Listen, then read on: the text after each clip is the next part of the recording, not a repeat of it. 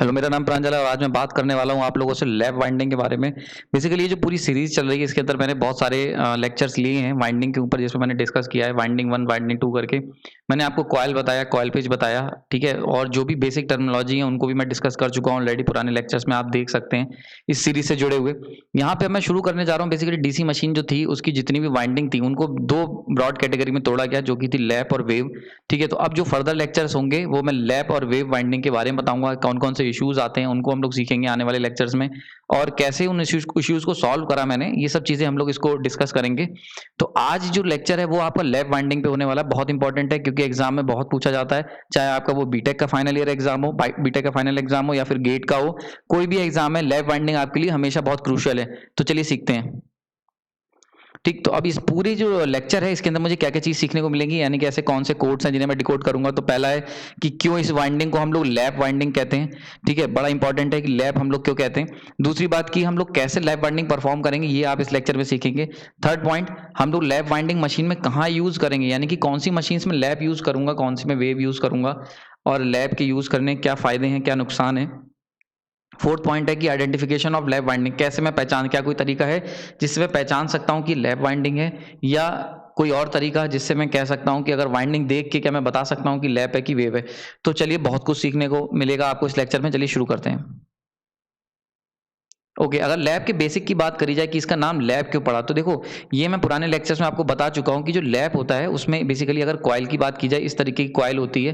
ठीक, अब ऐसी बहुत सारी कॉइल होंगी, यानी कि बहुत सारे कंडक्टर्स हैं, मान लेते हैं इतने सारे मेरे पास कंडक्टर हैं, C1 C2 C3 C4। अब इन कंडक्टर्स को जिस तरीके से हम जोड़ते हैं उसको दो तरीके से हम इन सारे कंडक्टर्स को जोड़ सकते हैं, ठीक है? ये कंडक्टर कैसे हैं, तो देखो इसके लिए एक बात समझ लो। जैसे मान लेते हैं मशीन का रोटर है, डीसी मशीन का, ये नॉर्थ पोल है, ये साउथ पोल है, और यहाँ पे क्या स्लॉट्स हैं, और इसके अंदर ये कंडक्टर्स हैं 1 2 3 4 5 6। इसी पूरी जो रोटर है, जिसे हम लोग रोटर कहते हैं, और आर्मेचर वाइंडिंग इस पे परफॉर्म की जाती है, अगर मैं इसे बीच में से तोड़ दूं और एक बेल्ट की तरह फैला दूं, ठीक है?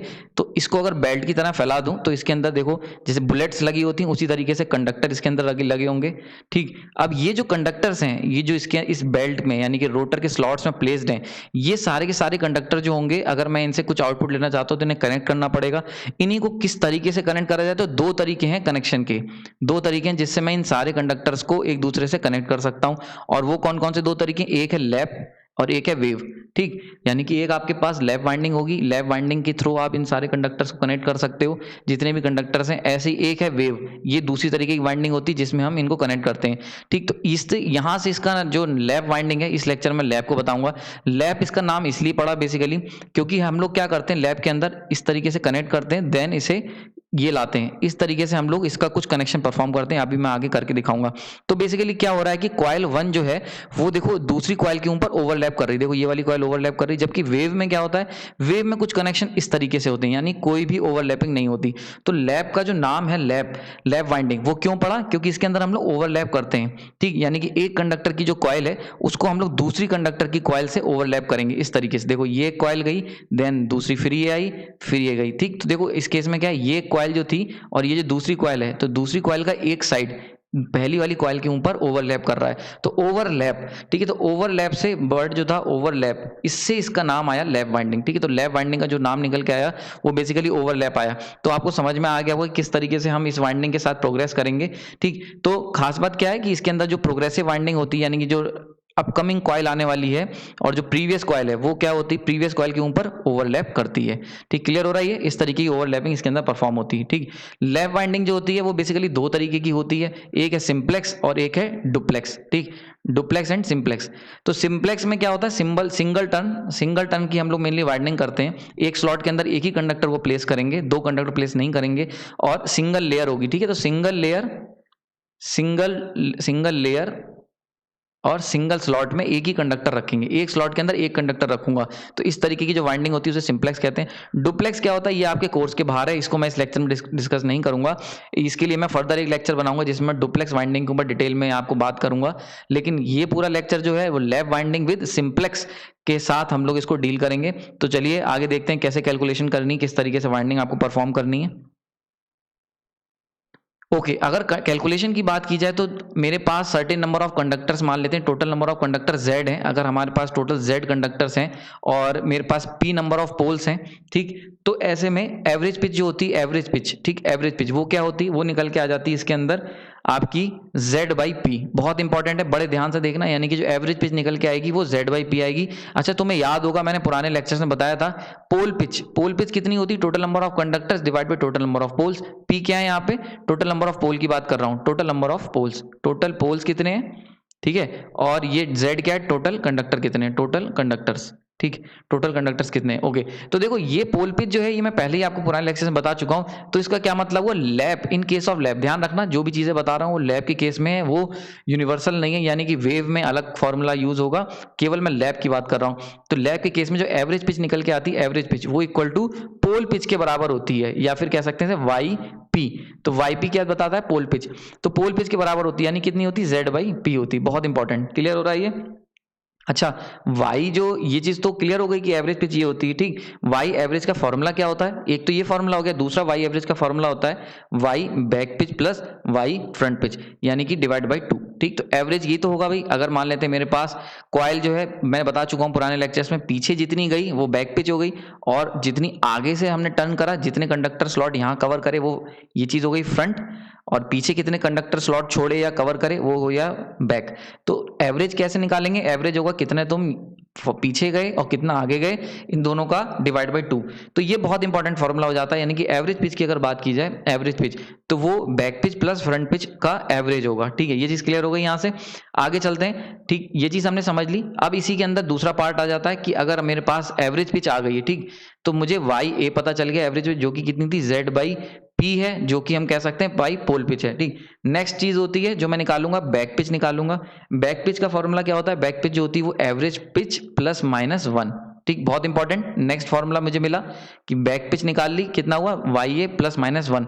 इसी तरीके से अगर फ्रंट पिच की बात की जाए तो Y फ्रंट पिच जो होगी वो होगी तुम्हारी Y बैक पिच प्लस -2, ठीक। यानी कि अगर आपने YA निकाल लिया, यानी कि तुमने क्या निकालना है, सबसे पहले आपको, अगर कोई भी आप न्यूमेरिकल सॉल्व करेंगे या कोई भी प्रॉब्लम आप सॉल्व करोगे और तुम्हें वहां पे टोटल नंबर ऑफ कंडक्टर्स दिए, पोल दिए, बस ये दो चीजें तुम्हें चाहिए। जैसे ये मिलेगी इससे तुम YA निकालोगे, इसके बाद इसी से तुम YB निकालोगे, देन इससे क्या करोगे, YF निकालोगे, और तुम्हें तीनों चीजें मिल जाएंगी।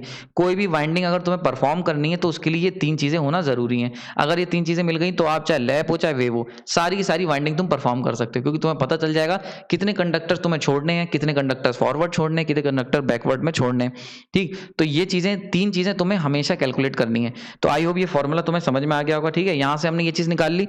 नेक्स्ट आगे बढ़ते हैं, अगर वाइंडिंग की बात की जाए, मैंने क्या करा, बैक पिच एवरेज निकाला, फ्रंट निकाल लिया, बैक पिच निकाल ली, ये तीनों चीजें निकाल ली। अब रिजल्टेंट पिच की बात करी जाए, रिजल्टेंट, तो ये मैं पहले बता चुका हूं, रिजल्टेंट कितना होगा कि तुम नेट कितना गए, रिजल्टेंट का मतलब होता है डिस्प्लेसमेंट। इसका क्या मतलब होता है, सिंपल सी बात है, डिस्प्लेसमेंट, तुमने कितना डिस्प्लेस करा, ठीक। तो इसको देख लेते हैं। अगर डिस्प्लेसमेंट की बात करें, तुम यहां से ये गए बैक पिच, ठीक, यहां से वापस आए फ्रंट पिच, तो नेट कितना गए, नेट इतना ही तो गए। तो वाई रिजल्टेंट इक्वल टू कितना होगा, वाई बैक पिच माइनस का वाई फ्रंट पिच, ठीक, सिंपल सा फॉर्मूला है, ठीक, back pitch minus front pitch. ये चीज क्लियर हो गई होगी। और ये आपका कितना निकल के आता है, ये 2 निकल के आएगा अगर आप ये फॉर्मूला यूज करोगे, ये वाला प्लस -2 यहां दे रखा है, तो ये आपको 2 के अक्रॉस ही निकल के आएगा। हाँ ये हो सकता है YB माइनस YF2 हो सकता है, और या फिर YF minus YB equal to 2 हो सकता है, दोनों में से कोई भी चीज हो सकती है, डिपेंड करेगा कि आपने यहाँ पे प्लस -2 में से कौन सा चुना है, ठीक। तो यहां से ये चीज क्लियर हो जाएगी। एक बात याद रखना, बहुत इंपॉर्टेंट बता रहा हूं बात, कि YB और YF ये दोनों के दोनों ऑड होने जरूरी हैं, बहुत इंपॉर्टेंट, मोस्ट इंपॉर्टेंट पॉइंट है। अगर आपके पास मान लेते हैं दो वैल्यू आ रही हैं, एक आ रही है 5 और एक आ रही है 6, तो आप 6 को इग्नोर कर दोगे, डिस्कार्ड कर दोगे, आप क्या लोगे, 5 को ऑप्ट करोगे। याद रखना ये चीज हमेशा की क्या चीज होनी चाहिए, YB और YF दोनों की पिचेस क्या होनी चाहिए, ऑड होनी चाहिए। इवन हो गई तो आप परफॉर्म नहीं कर पाओगे वाइंडिंग, सारे के सारे कंडक्टर्स ज्वाइन नहीं हो पाएंगे आपसे, ठीक है। क्लियर हो रहा है, एरर आ जाएगा वाइंडिंग में, इसके लिए इस चीज को ध्यान रखना।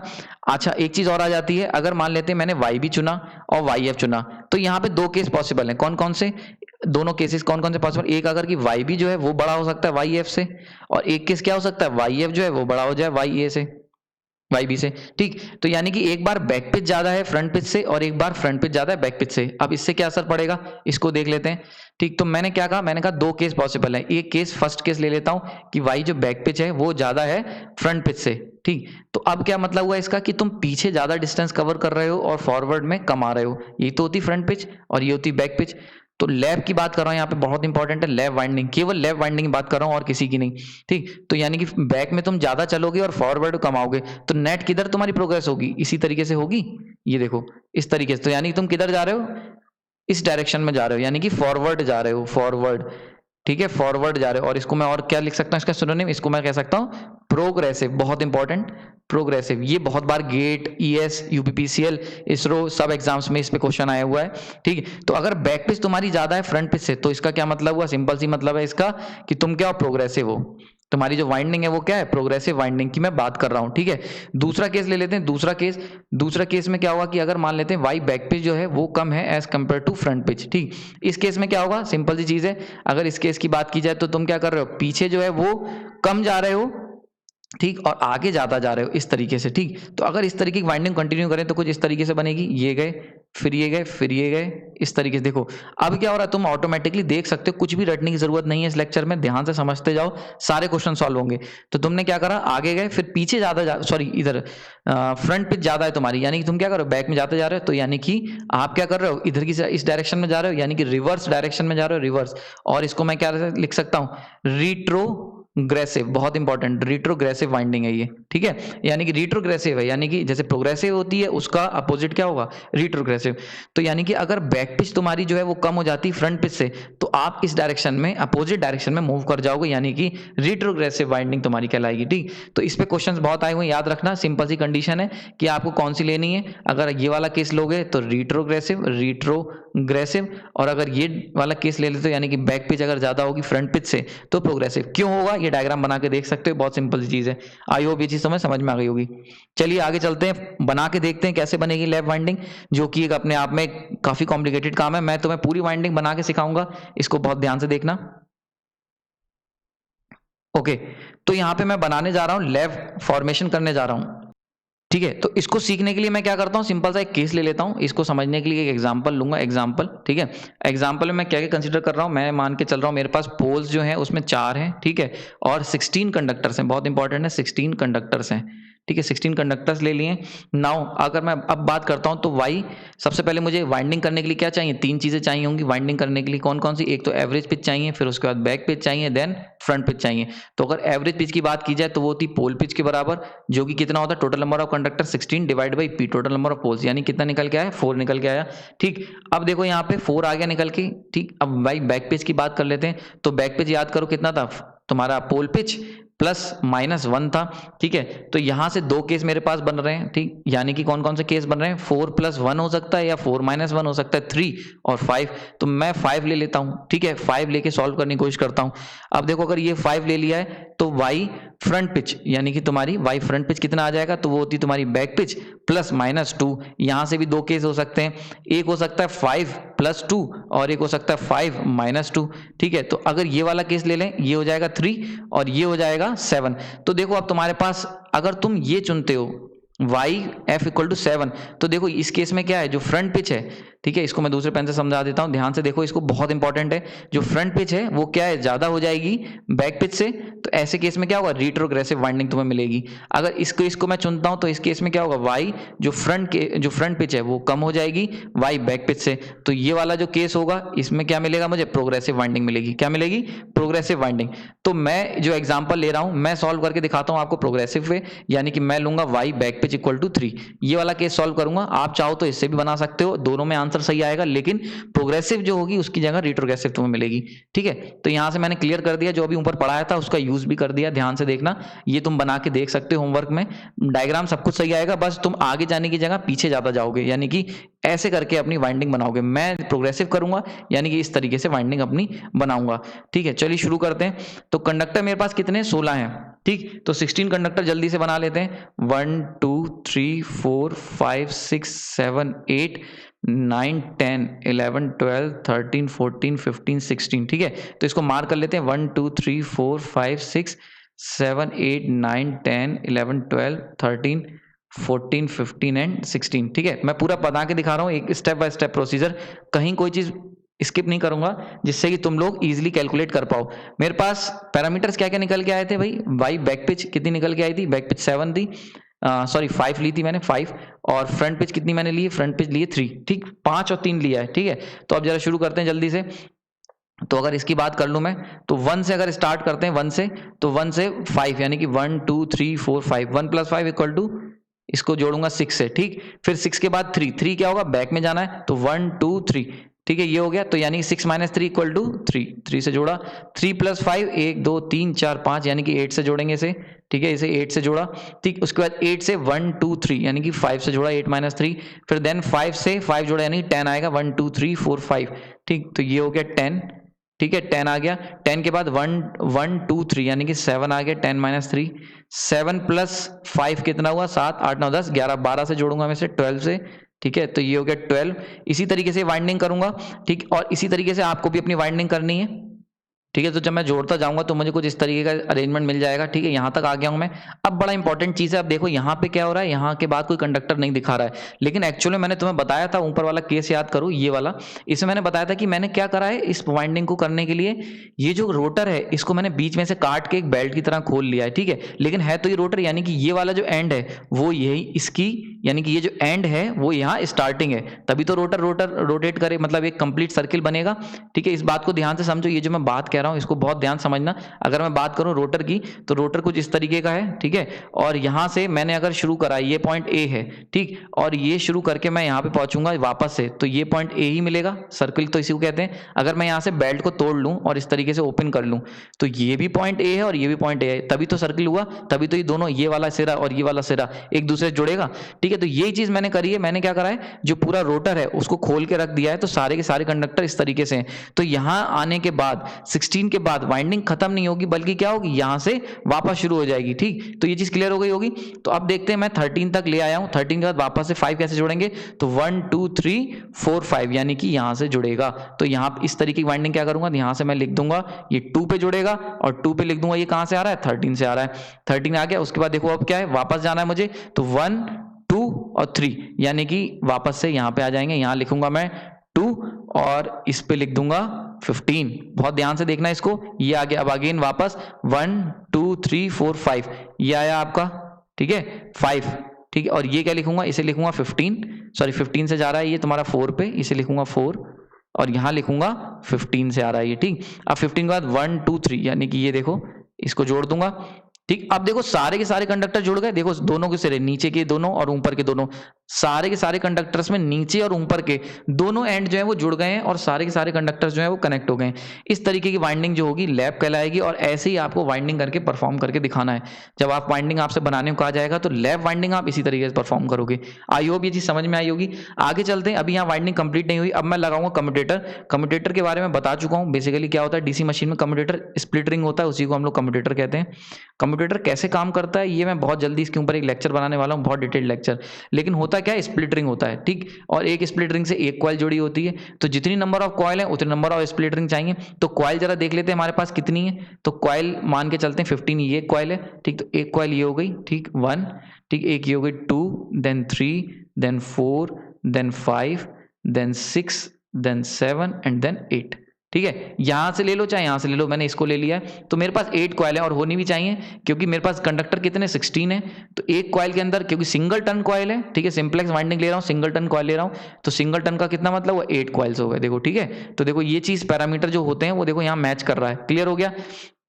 आगे चलते हैं। अब ये जो कॉपर, ये क्या है, ये है तुम्हारा कम्यूटेटर, ये है कम्यूटेटर। ठीक, कम्यूटेटर ये क्या है, ये कंप्लीट रिंग है, तो मुझे इसे स्प्लिट रिंग में कन्वर्ट करना पड़ेगा। स्प्लिट रिंग कन्वर्ट करने के लिए मैं क्या करूंगा, इसे ब्रेक करूंगा। तो यहां से मैंने इसे ब्रेक कर दिया, ये देखो यहाँ पे इंसुलेशन है, ये रिंग जो है वो ब्रेक रिंग है, यानी कि स्प्लिट रिंग है।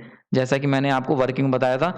ठीक, अब नंबरिंग कर देते हैं। तो एक स्प्लिट पार्ट ये हो गया, 2 3 4 5 6 7 8, ये 8 पार्ट हैं पूरे इस रिंग के। ठीक है, अब देखते हैं ये 8 पार्ट हैं, पोल्स बना लेते हैं। पोल्स मेरे को कितने बनाने, 4 पोल है मेरे पास। पोल्स कितने, P इक्वल टू 4 पोल्स हैं। ठीक, 4 पोल हैं और 16 कंडक्टर हैं, तो पर पोल के अंदर कितना कंडक्टर आएगा, यानी कि पोल्स पर कंडक्टर आएगा 4, यानी कि 4 कंडक्टर एक पोल के अंडर में होंगे। तो जरा पोल बना लेते हैं। एक पोल ये हो गया 4 कंडक्टर को लेके। ठीक है, दूसरा पोल ये हो गया इस तरीके से, सेकंड पोल 8 तक ले लेगा। ठीक, उसके बाद देन 9 to 12, ठीक, एक पोल ये हो गया, एंड देन 13 14 15 16, यानी कि 13 to 16 ये वाला एक पोल हो गया। ठीक है, ऐसे करके 4 पोल हो गए। इसको नाम दे देते हैं नॉर्थ, देन साउथ आएगा, देन वापस से नॉर्थ आएगा, देन वापस से साउथ आएगा, क्योंकि ये अल्टरनेट लगे होते हैं। ठीक है, अब देखो अगर मैं मान के चलूं कि नॉर्थ के अंदर जो पोलैरिटी हो रही है ईएमएफ इंड्यूस्ड की, वो क्या हो रही है, वो अगर मैं उसको डाउनवर्ड ले लेता हूं, ठीक, नॉर्थ के सामने ये मैं ले सकता हूं, ये डिपेंड करता है वैसे तो। इसको मैं निकालूंगा राइट हैंड, फ्लेमिंग्स के राइट हैंड रूल से ईएमएफ इंड्यूस किस डायरेक्शन में होगा, डायरेक्शन ऑफ मोशन से। लेकिन अगर डायरेक्शन ऑफ मोशन नहीं लेता हूं तो नॉर्मली मैं अगर एक को डाउन ले लेता हूं, एक को अप ले लेता हूं। तो मान के चलते हैं इसको मैंने डाउन ले लिया नॉर्थ को, तो साउथ में क्या होगा, पोलैरिटी इंड्यूस करंट की अप हो जाएगी। ठीक, ऐसे ये क्या होगा, डाउन होगी इस तरीके से, नॉर्थ के सामने और साउथ के सामने वापस से अप हो जाएगी। क्लियर हो रहा है, ये चीज बहुत सिंपल सी चीज है। ठीक, स्टेप बाय स्टेप मुझे देखते रहो कैसे मैं कर रहा हूं, इसी तरीके से आपको करना होगा। बहुत ध्यान से देखना, कहीं गलती नहीं होगी। ठीक है, तो यहां तक बन गया। अब देखो अगर यहां पे बात करी जाए कि किस में करंट बाहर जा रहा है और किस में अंदर, ये देखते हैं। तो देखो अगर इस कॉइल की बात करूं तो यहां से करंट इधर आया और यहां से इधर आया, तो केसीएल लगाओगे तो सारा का सारा करंट क्या मिलेगा, मुझे आउटपुट में मिलने लगेगा। ठीक है, अगली बार देखते हैं इस वाली कॉइल को, देखते हैं इस वाली कॉइल में करंट बाहर आया और इस कॉइल से अंदर चला गया, यानी कि यहाँ I इक्वल टू 0, क्योंकि कोई भी करंट नहीं आएगा, केसीएल सिंपल सा है, एक से आ रहा है, एक से उतना ही करंट चला जा रहा है, तो यहाँ पे I इक्वल टू 0। इस कॉइल को देखते हैं, इसमें ऊपर जा रहा है, इसमें ऊपर जा रहा है, यस, दोनों करंट ऊपर जा रहे हैं, तो नेट करंट यही तो होगा। तो नेट करंट यानी क्या हुआ, केसीएल लगाओगे तो ऊपर की तरफ जा रहा है। देन इसको देखो, इसमें ये करंट ये है और ये नीचे है, तो यहाँ से करंट आया और यहाँ चला गया, कोई करंट बाहर नहीं गया। यहाँ पे देखो दोनों करंट नीचे की तरफ है, यानी कि आउटपुट में मुझे करंट मिलेगा। अगर इसकी बात की जाए इस वाले केस में, तो ये नीचे आया और ये ऊपर चला गया, कोई करंट नहीं, I equal to 0। Then last case, इसको देखो, ये कॉइल ऊपर जा रही है एंड देन ये भी ऊपर की तरफ जा रही है। ठीक, तो ये वाला केस दोनों के दोनों ऊपर जा रहे हैं, तो यानी कि नेट करंट मुझे मिलेगा। नाउ लास्ट केस, ये जो 8th कॉइल है उसको देख लेते हैं। तो देखो ये जो सेकंड है, यहाँ से करंट ऊपर जा रहा है और 15 का जो पार्ट है, ये देखो ये इससे नीचे आ रहा है, तो यहाँ से नीचे आ रहा है और यहाँ से ऊपर जा रहा है, तो नेट करंट फिर से मुझे 0 मिलेगा। तो देखो ऐसे 4 पार्ट निकल के आए जिसमें करंट मुझे आउट या इन मिल रहा है। ठीक, तो अब जरा देखो हम ब्रश कहाँ लगाएंगे, ब्रश हम लोग हमेशा वहां लगाते हैं जहां से मुझे सप्लाई मिल सके। तो देखो ये वाला पार्ट जो है, इससे करंट बाहर निकलेगा मशीन से, एक ब्रश यहाँ लगा दूंगा, एक ब्रश यहाँ लगाऊंगा, इससे मशीन के अंदर जाएगा वाइंडिंग के, एक ब्रश यहाँ लगाऊंगा, इससे भी बाहर आएगा, और एक ब्रश यहाँ लगाऊंगा। ठीक है, 8th पे, यहाँ से कहाँ जा रहा है, अंदर की तरफ जा रहा है। तो देखो अब अगर कोई जनरेटर की बात की जाए एक सिंपल से, ठीक, अगर मैं एक जनरेटर, सिंपल एक कोई जनरेटर ले लेता हूँ, ठीक है, और उसकी बात करता हूँ, तो जनरेटर की अगर बात कर रहा हूँ, तो जनरेटर में जो करंट बाहर आएगा वो पॉजिटिव टर्मिनल की तरह वर्क करता है और जहां से करंट अंदर जाएगा वो नेगेटिव। तो ये सिंपल सा यहाँ पे क्या करो, यही चीज लॉजिक यहाँ लगा दो। तो यहाँ से करंट क्या हो रहा है, यहाँ से बाहर आ रहा है, तो ये पॉजिटिव ब्रश बन जाएगा। ठीक है, और यहाँ से करंट अंदर जा रहा है तो ये क्या बन जाएगा, नेगेटिव ब्रश। ऐसे ही यहाँ से वापस आ रहा है तो ये पॉजिटिव ब्रश, और यहाँ से अंदर जा रहा है तो ये नेगेटिव ब्रश। ठीक, तो ये मैंने, अब ये डायग्राम जो है ये कंप्लीट हो गया, क्लियर हो गया होगा। तो ब्रश कहाँ कहाँ लगाने हैं आपको पता चल गया होगा, ब्रश कहाँ लगाने, कितने ब्रश लगेंगे, तो वो डिपेंड करेगा कि कितने पॉइंट से, कितनी कॉइल से करंट बाहर आ रहा है। अगर 4 कॉइल से आ रहा है, मतलब 2 कॉइल से आ रहा है, 2 से अंदर जा रहा है तो 4 ब्रश लगाओगे। अगर 3 से, अगर 6 से आ रहा है तो आप जितने भी आएंगे उतना लगाओगे। अगर 2 से आ रहा होता, 1 से बाहर आ रहा होता, 1 से अंदर जा रहा होता, तो 2 ब्रश लगाते। क्लियर हो रहा है यहाँ पे। इस तरीके से ये जो लैब का फॉर्मेशन था, आई होप ये समझ में आ गई होगी। लैब का फॉर्मेशन मैंने यहाँ कंप्लीट कर दिया है। ठीक है, ये चीज क्लियर हो गई होगी। ओके, तो ये सोर्सेज हो जाएंगे पॉजिटिव नेगेटिव। तो मुझे ये जो वाइंडिंग है, ये कैसे, अगर इसका, ये जो वाइंडिंग है इसका फिजिकल सिग्निफिकेंस देखना पड़े कि फिजिकली आखिर ये वाइंडिंग कैसे कनेक्टेड है, तो फिजिकल सिग्निफिकेंस भी बना लेते हैं। बहुत ध्यान से देखना। अगर फिजिकल की बात की जाए तो देखो मेरे पास जो रोटर है वो कुछ इस तरीके का होगा। ठीक है, ये रोटर है, रोटर की वाइंडिंग होगी, सारे के सारे कंडक्टर्स कनेक्टेड है इसके अंदर। ठीक है, और मेरे पास ब्रश है। ठीक, एक मेरे पास है नॉर्थ पोल, ठीक, नॉर्थ साउथ पोल है मेरे पास, और प्लस क्या है, ब्रशेज हैं। ठीक है, ये चीज हो गई। अब देखते हैं कि ये फिजिकली कैसे आखिर ये कनेक्टेड है और किस तरीके से। तो इसको जरा ध्यान से देखो फिजिकली कैसे कनेक्टेड है। तो जरा ये डायग्राम वापस से देखो। एक ब्रश लगा लेते हैं इसको समझने के लिए, ब्रश लगा लेते हैं पहले। ब्रश मान लेते हैं, एक मैंने यहाँ ब्रश लगाया है। ठीक है, ब्रश B1 कह देता हूँ इसे, ठीक, जैसे कि यहाँ पे नाम दे देता हूँ इसको, ये कह देता हूँ मैं B1 है, ये कह देता हूँ B2 है, ठीक है, ये B3 है and then this one is B4। ठीक, आई होप ये चीज समझ में आ गई होगी। B1 पॉजिटिव है, B2 negative, then B3 positive, then B4 negative हो गया होगा। ठीक है, इस तरीके से हम लोगों ने इसको ब्रश के नाम दे दिए कि आपका कौन कौन से पॉजिटिव, तो B1 और B3 जो है वो तुम्हारे पॉजिटिव हैं, टर्मिनल की तरह वर्क करेंगे, एंड B4 और B2 ये नेगेटिव। ठीक, तो अब जरा यहाँ पे मार्क कर लेते हैं, ये B1 हो गया, उसके बाद क्या आया था, B2 आया था, देन क्या आया था, B3 आया था, यहाँ पे ये हो गया B3, एंड देन एक ब्रश यहाँ लगाया था मैंने B4। ठीक है, ये मैं फिजिकल सिग्निफिकेंस बता रहा हूँ, यानी कि ये जो वाइंडिंग तुमने की है ये एक्चुअल में रोटर पे दिखेगी कैसे, वो मैं बता रहा हूँ तुम लोगों को। ठीक, अब देखो कंडक्टर मार्क कर लेते हैं, तो कंडक्टर देखो, अब यहाँ से सिंपल सा तुम्हें देखना क्या है इस डायग्राम को, ये वाला डायग्राम इसको बनाने के लिए B1 से कौन कौन से कंडक्टर जुड़े हुए हैं, सबसे पहले आप ये देख लो, ये B1 है, ये लाइन गई, तो देखो एक कंडक्टर 1 जुड़ा हुआ है और एक कंडक्टर इसके साथ 4, यानी कि 1 एंड 4, ये दो कंडक्टर B1 से जुड़े हैं, तो जल्दी से मार्क कर लो, यानी कि कौन कौन सा जुड़ा है, एक तो तुम्हारा 1 जुड़ा है, यहाँ पे मार्क कर देता हूँ 1, और एक क्या जुड़ा है, एक जुड़ा है 4। क्लियर हो गया यहाँ पे। ठीक, अब देखो 1 जो जुड़ा है, वापस से आ जाते हैं डायग्राम पे, 1 जो जुड़ा है, ठीक, 1 एंड 4, ओके, तो 4, उसके बाद B2 से क्या जुड़ा है, B2 जो तुम्हारा है उससे जुड़ा है 5 एंड 8, लेकिन 5 खास बात क्या है, 5 एंड 8 जुड़ा है B2 से। ठीक, B2 से 5 एंड 8। एक चीज और देखना इसको बनाने के लिए कि जो 1 एंड 4 लिया है तुमने, तो 1 को मैंने किधर मार्क किया है, 1 को इधर, ये थोड़ा सा इसको जैसा मैं लूंगा वैसे ही लेना है, इसको एक बात ध्यान रखना, ये चीज जो है, ये जो डायग्राम मैं बना रहा हूँ इसको बनाने के लिए एक बात ध्यान रखना, अगर मान लेते हैं तुमने ये वाला कंडक्टर लेफ्ट साइड ले रहे हो तो ये राइट साइड ले रहे हो, इसी तरीके से ये वाला जब बात करूंगा तो इसमें 5 एंड 8 है, तो ये लेफ्ट लोगे ये राइट लोगे। ठीक, तो ये चीज हमेशा मेंटेन रखना, वरना कॉम्प्लेक्स हो सकता है।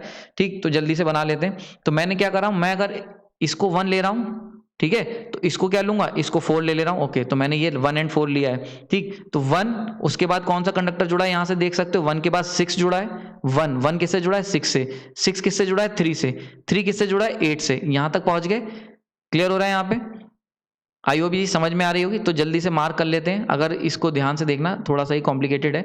ये B1 से 1 जुड़ा है, B2 से कौन कौन से जुड़े हैं, B2 से एक आपका 8 जुड़ा है और एक आपका 5 जुड़ा है। ठीक, B3 से कौन कौन जुड़ा है, B3 से 9 जुड़ा है, एंड एक और कौन सा कंडक्टर जुड़ा है, 12 जुड़ा है, और B4 से कौन कौन जुड़ा है, B4 से 13 जुड़ा है, एंड B4 से 16 जुड़ा है। ये कंडक्टर्स जुड़े हैं, यहां से आप देख सकते हो। B2 से कौन जुड़ा है, 5 एंड 8 जुड़ा है, B3 से कौन जुड़ा है, 9 एंड 12 जुड़ा है, एंड B4 से कौन जुड़ा है, 13 एंड 16 जुड़ा है। ठीक, तो देखो 13 16 1 4 8 5 12 9। आई होप ये चीज समझ में आ गई, बहुत सिंपल सा है। अब बस तुम्हें क्या करना है, इनके बीच ही कंडक्टर भरने। ये तुम कैसे देख सकते हो, यहां से देखो 1 से कौन जुड़ा है, 6 से कौन जुड़ा है, 3 से कौन जुड़ा है, 8 जुड़ा है। तो जरा देखें इसमें 1 से कौन जुड़ा है, 1 से जुड़ा है 6 से कौन जुड़ा है 3, एंड 3 से जुड़ा है 8। ठीक, इसी तरीके से 5 से कौन सा जुड़ा है, 5 से जुड़ा है 10 से कौन जुड़ा है, 10 से जुड़ा है 7, और 7 जुड़ा है 12 से। 9 से कौन जुड़ा है, 14 से कौन जुड़ा है 11 जुड़ा है 16 से। 13 से कौन जुड़ा है 2, और 2 से कौन जुड़ा है 15, एंड देन 4। ठीक, तो आई होप ये देखो, ये जो तुमने डायग्राम बनाया है ये वाला, ये पूरा का पूरा डायग्राम जो था उसको मैंने कन्वर्ट कर दिया इस डायग्राम में, और रोटर पे ऐसे ही डायग्राम होता है, यानी कि ये जितने भी कंडक्टर्स है तुम्हारे, ये इसी तरीके से एक दूसरे से कनेक्टेड होंगे। ठीक, तो ये चीज समझ में आ गई होगी, ये बन गया।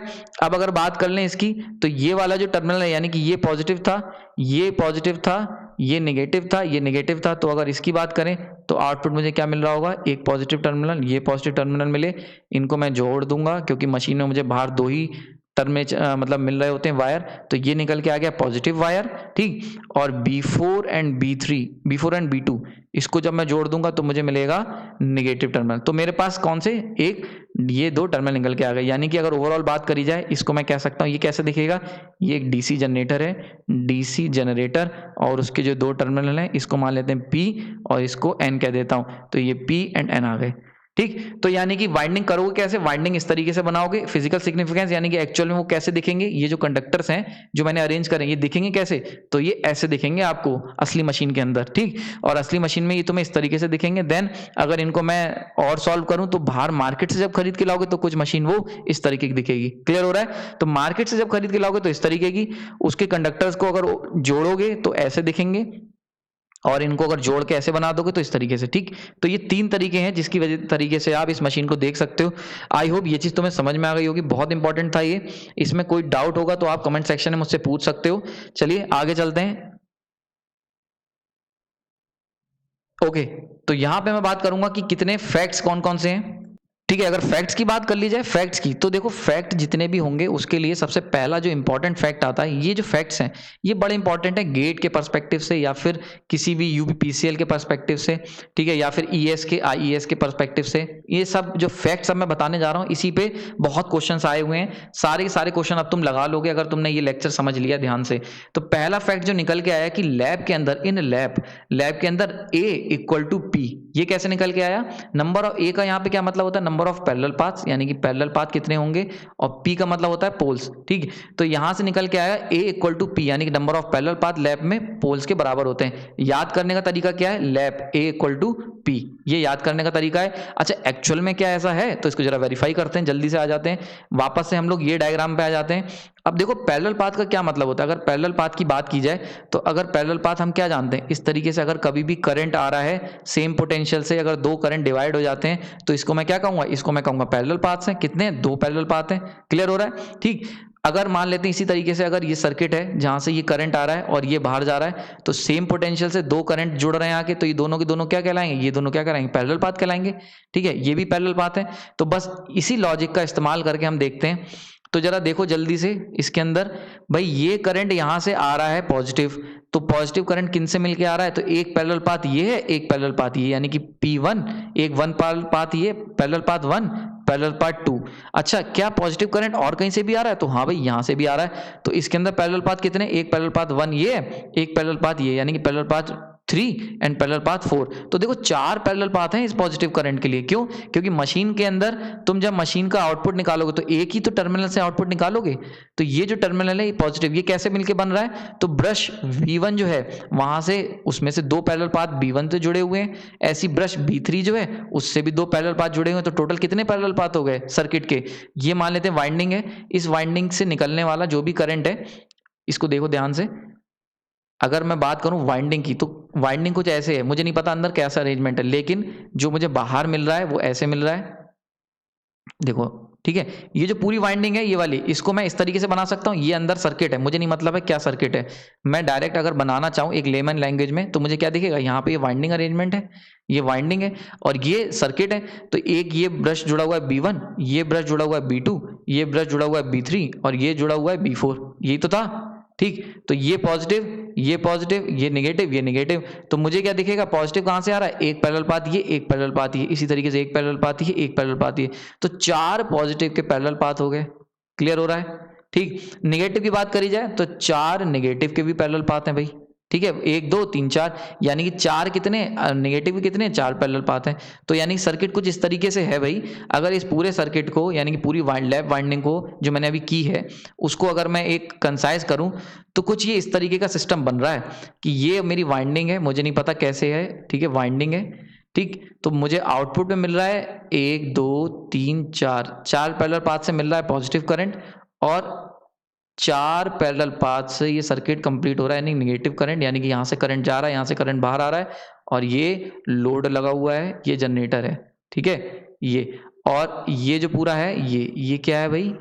ये है आपका DC generator with lap winding, ठीक है।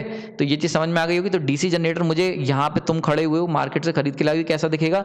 डीसी जनरेटर इस तरीके से दिखेगा। उसके अंदर एक पॉजिटिव टर्मिनल आ रहा होगा, एक नेगेटिव टर्मिनल होगा सर्किट कंप्लीट करने के लिए। तो ये 4 पैरेलल पाथ हैं, ठीक। तो यानी कि total number of parallel path कितने हो गए? पैरेलल पाथ हो गए 4, ठीक। ये बात समझ में आ गई होगी।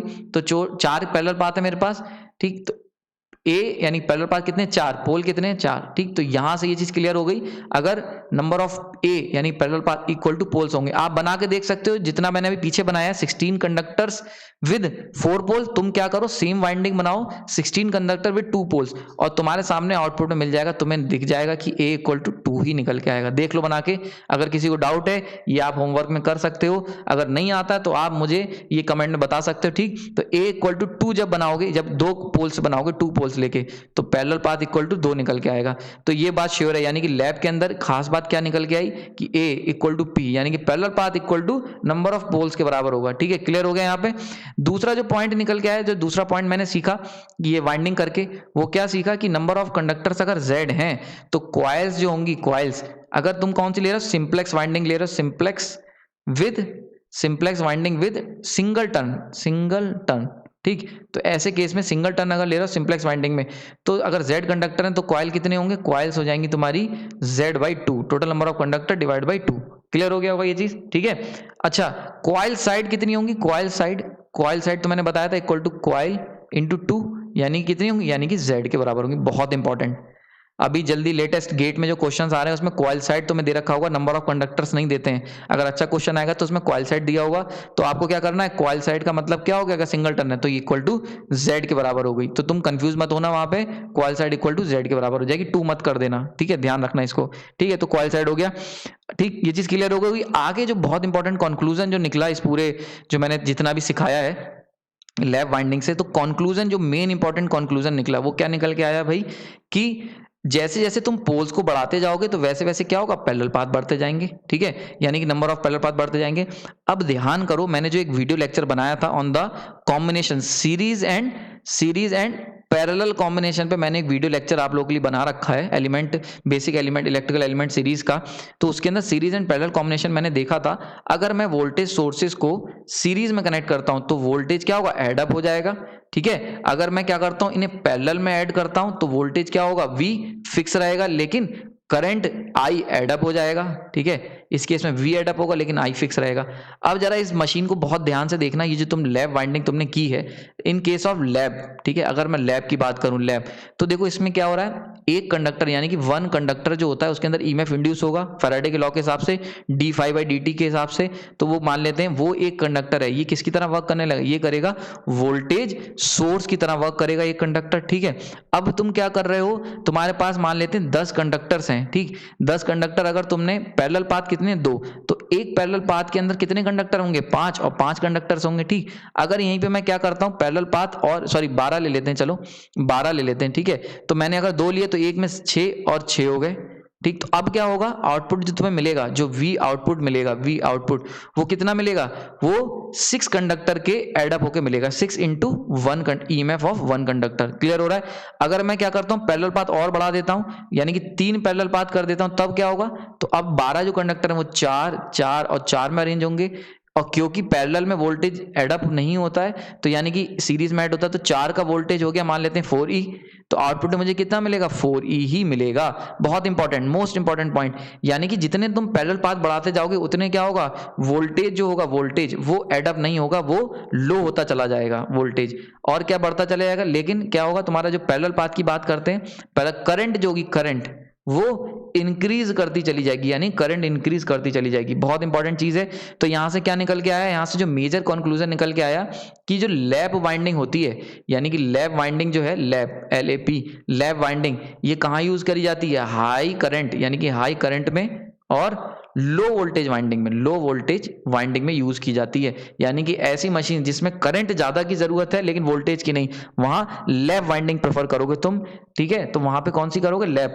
तो यानी कि अगर बात की जाए लैप वाइंडिंग की, तो ये यूज होगी हाई करंट रेटिंग्स में, हाई करंट रेटिंग मोटर्स में, हाई करंट रेटिंग मोटर्स में। अच्छा, एक चीज और ध्यान रखो, ये भी मैंने बताया था, अगर करंट रेटिंग बढ़ा रहे हो तो कंडक्टर का साइज बढ़ाना पड़ेगा, ठीक है। साइज ऑफ कंडक्टर बढ़ जाए, क्यों, क्योंकि ये मैं बता चुका हूं ऑलरेडी कि जब तुम कंडक्टर चुनते हो तो कंडक्टर का जो एरिया होता है सर्कमफ्रेंस, या फिर उसका जो एरिया होता है वो ऑन द बेसिस ऑफ किस पे चुना जाता है, on the basis of current carry, यानी कि आई वो कितना कैरी करने वाला है। अगर 1 एम्पेयर के लिए ले रहे हो तो पतला वायर लोगे, 2 एम्पेयर के लिए ले रहे हो तो और मोटा लोगे, ऐसी करके। तो क्योंकि तुम हाई करंट की मशीन की बात कर रहे हो, यानी बहुत ज्यादा एम्पेयर करंट में डील करोगे, तो ऑब्वियस सी बात है तुम्हारा जो कंडक्टर का साइज है वो बढ़ जाएगा, और कंडक्टर का साइज बढ़ेगा तो कॉपर ज्यादा लगेगा, लगेगा कॉपर का अगर वायर है, और कॉपर ज़्यादा लगेगा तो कॉस्ट बढ़ जाएगी, बहुत इंपॉर्टेंट। यानी कि जो जितनी भी लैप वाइंडिंग की जो मशीन्स होती हैं, हाई करंट मशीन्स, वो उनकी कॉस्ट जो होती है वो बहुत ज़्यादा हाई होती है। तो इसीलिए लैप वाइंडिंग जो होती है वो महंगी पड़ेगी आपको अगर आप मार्केट से लैप वाइंडिंग की डीसी मशीन लेने जा रहे हो। ठीक है, आगे चलते हैं। नेक्स्ट टॉपिक है एडवांटेज एंड डिसएडवांटेज। तो एडवांटेज डिसएडवांटेज देखें अगर हम लोग इस पूरे सिस्टम के, तो यहाँ से जितना ही मैंने सिखाया है ये चीज़ बहुत ऑब्वियस सी हो जाती है। तो पहला जो एडवांटेज था भाई, एडवांटेज की बात कर रहा हूँ मैं, ठीक है, एडवांटेजेस की बात कर रहा हूँ। पहला एडवांटेज की बात करूँ तो वो क्या है कि भाई लार्ज करंट एप्लीकेशन में आप यूज़ करोगे, यानी कि हाई करंट रेटिंग्स, यानी कि हाई करंट रेटिंग में आप ये मोटर यूज़ करोगे। और इसको कह सकता हूँ मैं हाई कैपेसिटी की, यानी कि जो हाई, जिनकी कैपेसिटी बहुत ज़्यादा होती है, हाई कैपेसिटी मशीन से मैं इनको यूज़ कर सकता हूँ लैप वाइंडिंग को।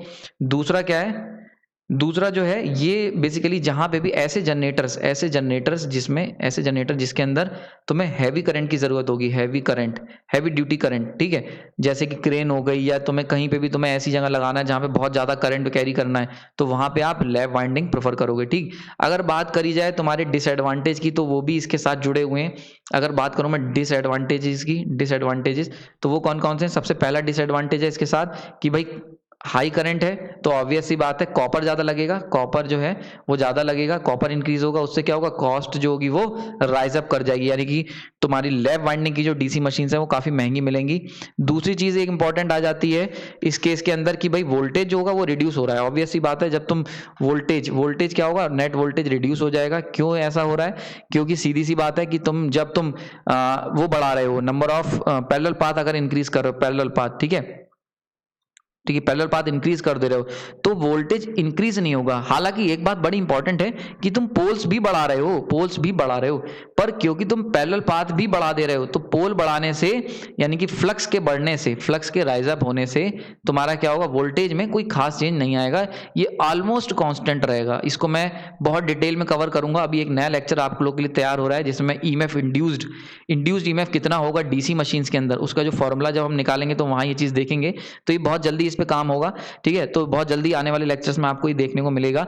तो वोल्टेज जो होता है वो लो रहता है, यानी कि तुमने क्या करा, पोल्स बढ़ा रहे हो पर वोल्टेज नहीं बढ़ेगा, वोल्टेज लेकिन करंट बढ़ जाएगी, करंट, और करंट बढ़ने से क्या होगा, करंट बढ़ने से मोटर की ओवरऑल कैपेसिटी बढ़ेगी। ठीक, तो वोल्टेज जो होता है उस पर कोई खास फर्क नहीं पड़ता, यानी कि लो वोल्टेज में वोल्टेज इसका लो ही रह जाएगा, यानी कि सिंगल पेयर ऑफ पोल्स, यानी सिंगल पेयर ऑफ पोल से जितना तुम्हें वोल्टेज मिल रहा था पी पोल से, उतना ही मिलेगा सिंगल पेयर ऑफ पोल से। ठीक, यानी कि नॉर्थ साउथ के दो पोल से तुम्हें जितना वोल्टेज मिल रहा था उतना ही अगर तुम 6 नॉर्थ साउथ ले लोगे तब भी तुम्हें सेम वोल्टेज मिलेगा। ठीक, करंट भले ही बढ़ जाए। तो यानी कि ये क्या हो रहा है, लो वोल्टेज मशीन की तरह यूज होती हैं। ये इसके दो डिसएडवांटेज थे। एक और बहुत बड़ा डिसएडवांटेज है जो कि है नीड ऑफ इक्वलाइजर रिंग। ठीक है, इसको जरा देख लेते हैं। एक और बड़ा मोस्ट इंपॉर्टेंट डिसएडवांटेज जो है लैब का, वो क्या है, नीड ऑफ इक्वलाइजर रिंग। ठीक है, इसकी जरूरत। अब ये क्या होता है, ये किस चिड़िया का नाम है, इक्वलाइजर रिंग, और ये बहुत इंपॉर्टेंट क्यों है इसको मैं आने वाले लेक्चर्स में आपको बहुत जल्द बताऊंगा। नेक्स्ट लेक्चर में इसको डील करूंगा इक्वलाइजर रिंग को।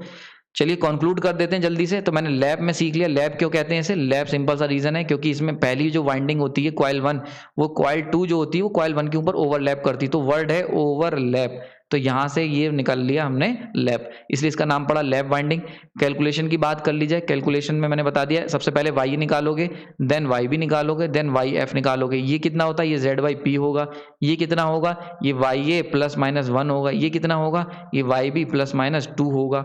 ठीक, ये इंपॉर्टेंट चीज क्या है, ये दोनों क्या रहने चाहिए, ये दोनों ऑड रहने चाहिए, इवन नहीं लोगे, याद रखना ये चीज। आगे चलते हैं, लैप को मैंने फॉर्म करके बता दिया तुम्हें, फिजिकल सिग्निफिकेंस भी बता दिया मैंने, इस तरीके से बनेगा। ठीक है, इसको बनाने का सिंपल तरीका क्या है कि जो भी तुमने कंडक्टर्स बनाए हैं, ये वाला डायग्राम जो डेवलप किया है इस तरीके से, उसके हिसाब से ये बनाओगे। ठीक, और आउटपुट में तुम्हें क्या मिलेगा, अगर तुम बाहर से मार्केट से खरीद के ला रहे हो तो ये जनरेटर इस तरीके से 2 ही टर्मिनल का मिलेगा। क्लियर हो रहा है, ये बता दिए, लैब के फैक्ट्स बता दिए।